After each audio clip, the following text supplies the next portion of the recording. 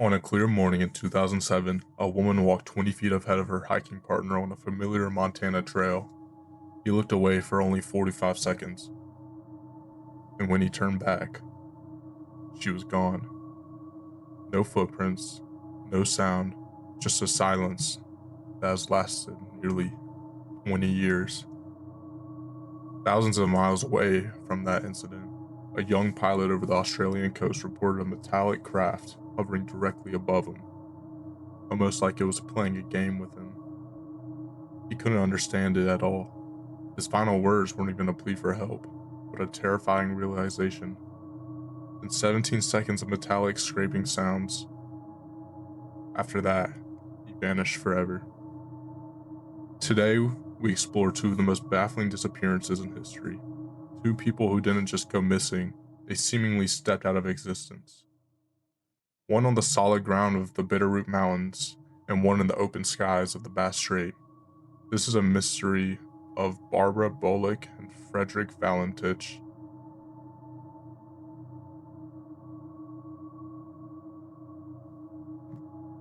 On the morning of July 18th, 2007, the Bitterroot Valley of western Montana was quiet in the way that summer mornings often are. Clear air, blue sky, the kind of day where nothing feels out of place. Barbara Bullock was packing for a hike. She was a 55-year-old woman who was fit, experienced, and deeply familiar with the mountains around her home. Hiking wasn't a novelty for Barbara, it was a routine. She knew these trails like the back of her hand. She had walked them countless times before. This was not some risky operation, not a remote backcountry trek. It was supposed to be an easy summer hike to a scenic overlook she already knew by heart. That week, Barbara and her husband Carl were hosting family from California. Carl's cousin Donna was visiting with her boyfriend Jim. Originally, the plan was for all four of them to go hiking together, but at the last moment, Donna and Carl decided to stay behind. Barbara and Jim would go alone. Nothing about that decision felt unusual at the time. Barbara packed a small backpack, dressed for warm weather, and prepared to head out. There was no indication that she believed anything was wrong at all. No sense of urgency, no fear, almost like she had done this many times before, but she had. They drove to the Bear Creek Overlook area and began their hike. The trail itself was worn and familiar to locals. It wasn't steep or treacherous. It wasn't heavily forested. Visibility was good, and the terrain was open enough that sounds carried easily. This matters for later in the story, because it meant that movement off the trail should have been noticeable. A stumble, a fall, anything, anything at all, should have been picked up. As they walked, Barbara and Jim encountered two men on the trail. They were accompanied by a dog. The interaction was brief and uneventful, but still to be noted for the story. They passed each other and continued on. Later, they encountered the same two men again, still nothing strange, just another passing moment on the shared path. Eventually, Barbara and Jim reached the overlook. They stopped there for a while, as expected, resting and eating snacks, taking in the wide open view of the Bitterroot Mountains, stretching out in front of them. It was calm, ordinary, the kind of pause hikers take before turning back. Around 11:30 in the morning, they decided to head back down.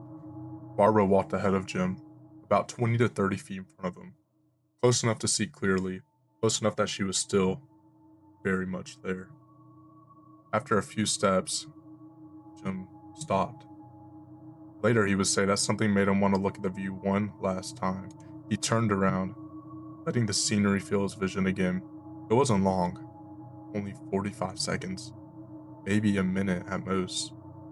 It wasn't just that Barbara was gone, it was what she left behind. In Jim's possession was Barbara's backpack, which contained her pink digital camera. This detail is crucial. It suggests that she didn't step away to take a photo or wander off for a better view. She had handed her gear to Jim, intending to return to him in seconds. Investigators looked closely at Jim. He was a retired commercial pilot from California, a man trained in observation and precise timing. This made his 45-second estimate a lot more accurate to investigators. but to others, almost suspicious. How could a man trained to monitor a cockpit miss a woman being abducted or falling just 20 feet away? Many thought. Furthermore, search teams utilized thermal imaging and dogs, and they still couldn't find any trace of her at all. In that specific Montana terrain, a body or even a dropped piece of jewelry should have been caught by the dogs. The fact that the two men with the dog, the only other witnesses, never came forward remains the darkest cloud regarding the case. Then he turned back toward the road. Barbara was gone. At first, he didn't panic. He was an experienced hiker.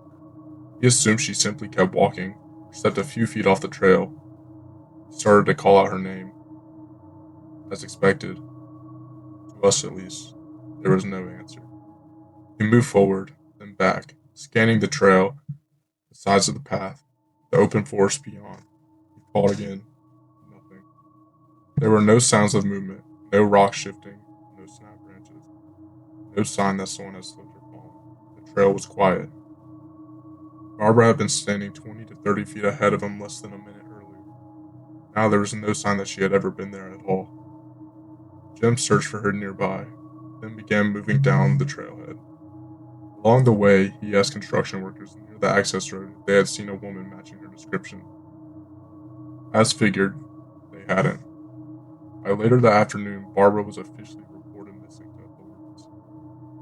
Search teams responded quickly. Deputies, volunteers, dogs, and helicopters combed the area. They searched the trail, the slopes, the surrounding forest.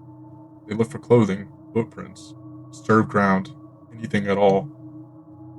They found nothing. No backpack, no dropped items, no sign of any struggle, no indication that Barbara had left the trail under her own power or otherwise. Investigators were deeply troubled by the lack of evidence. The trail wasn't dense enough for someone to vanish silently. The terrain wasn't forgiving, but it also wasn't capable of swallowing a person without a trace. As mentioned before, it wasn't forested at all. Well, hardly. Even in accidents, something is typically left behind. In this case, there was nothing. The two men with the dog, who had been seen twice on the trail that day, were never publicly identified. Authorities hoped they might have seen something or provided context, but they were never located. Many suspect that they have some sort of ties to the case, as they're the only witnesses besides Jim. Despite the best efforts of authorities and volunteers, Barbara still remains missing.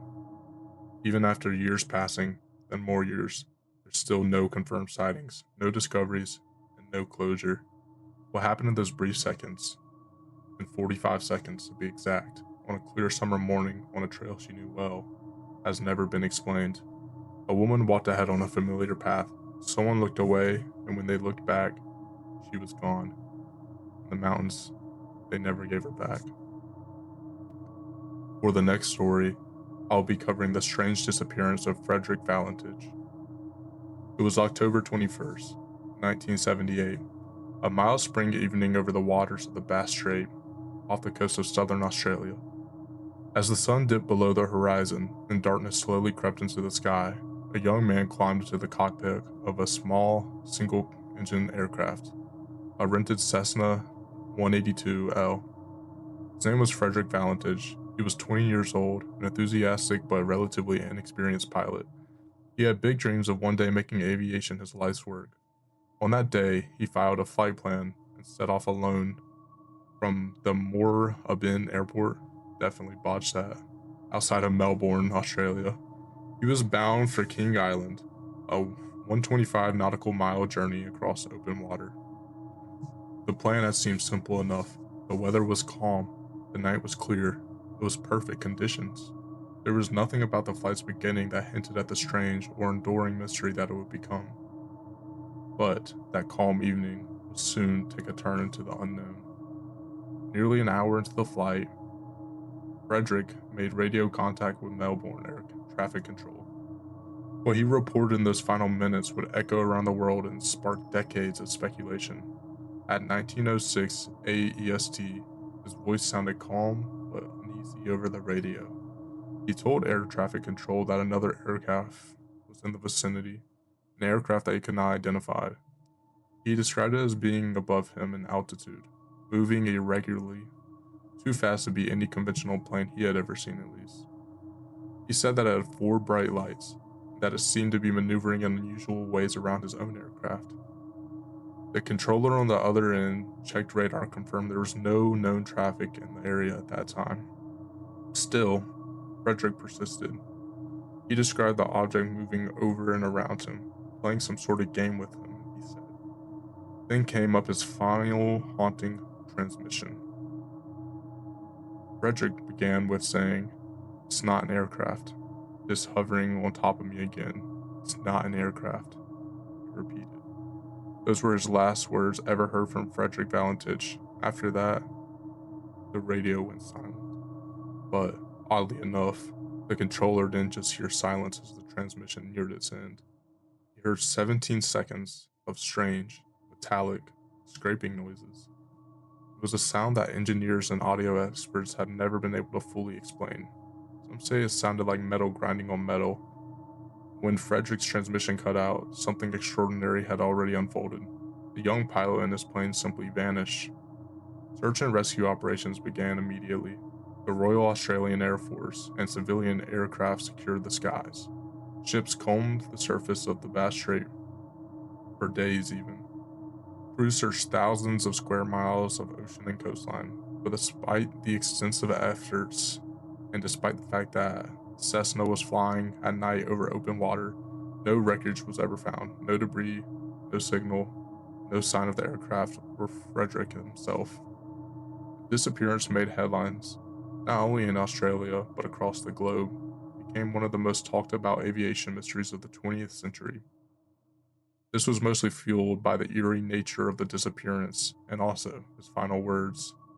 Because of those reported radio transmissions, some people immediately connected the disappearance to unidentified flying objects, or better known to us as UFOs. Yet, official investigators approached the case with caution. They pointed out that no radar visual confirmation supported the presence of another aircraft where Frederick had reported one. Although most people are against that theory because he obviously said it in his final transmission towards the controller. In formal investigations, authorities explored more grounded possibilities. One suggestion was that Frederick may have become disoriented in flight, mistaking reflections of his own aircraft's lights on the water for an unknown aircraft. It was also noted that Frederick's experiences was limited. He had just over 150 hours of flying time, and although he was licensed to fly at night, he was not considered highly seasoned. But there was a side of Frederick that the public didn't know yet. This wasn't just a routine flight. Investigators later discovered that he had failed all 5 of his commercial pilot exams and had a history of spatial disorientation. Even more baffling was his motive. He told air traffic control that he was flying to King Island to pick up friends, but he told others that he was going to collect a load of crayfish. Investigation revealed that there were no friends waiting for him and no crayfish to be had. He was flying to a destination for a reason that he had lied about. This led to a lot of public speculation regarding the truth behind what actually happened to Frederick. In 1983, 5 years after he had vanished, an aircraft engine cow washed up on an island. The serial numbers were weathered away, but the part was identified as belonging to a Cessna 182, the exact model that Frederick was flying that night. It suggested a violent impact with the water, yet the mystery of what he saw through his windshield remains. In 1982, an inquiry into the disappearance had returned an open verdict, including that Frederick and his aircraft were missing and presumed dead, but there was no definitive explanation for what had caused the disappearance. What exactly happened to Frederick and his Cessna that October evening remains one of the aviation history's most enduring questions. A moment when the known and the unknown intersected at the edge of the Bass Strait, leaving only silence in its wake.